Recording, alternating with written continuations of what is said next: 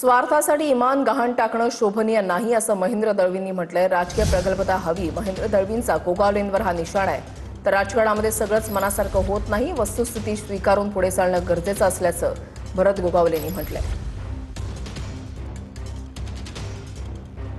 काही सुपुत्र वेगळ्या पद्धतीने बोलतात। खरं म्हणजे राजकीय प्रगल्भता पाहिजे।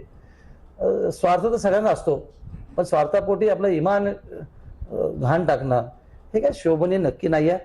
अजूनही प्रगल्भता येणं ही काळाची गरज आहे। राजकारणामध्ये आता थोडेफार इकडं तिकडं हे होतच। सगळे तुमच्या मनासारखं माझ्या मनासारखं होईल अशातला मग आम्हाला पण वाटलं होतं की आमच्या मुलग्याला मिळावं, पण आता नाही। जेव्हा वस्तुस्थिती समोर डोळ्यासमोर दिसते तर ती बघून आपण चालणं गरजेचं आहे राजकारणामध्ये।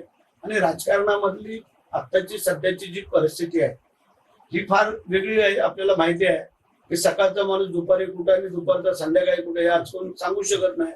त्याच्यामुळे आजची जी काही लोकांनी आपल्यावरती विश्वास टाकून हे केलेलं आहे ते आपल्याला करून चालणं गरजेचं आहे असं मला वाटतं। गोगावलेंना पालकमंत्री पदाची संधी मिळाल्यास अभिनंदन करू। पालकमंत्री पदासंदर्भातील प्रश्नावरून अदिती तटकरे यांचं हे उत्तर आहे।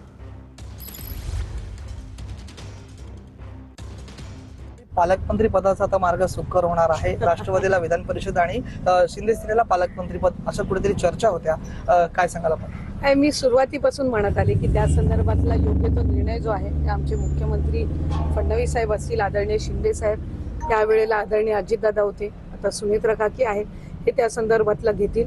भरत गोगावलेंना पालकमंत्री पद मिळाल्यावर तुमच्याकडनं त्यांचं अभिनंदन होईल? नक्कीच होईल।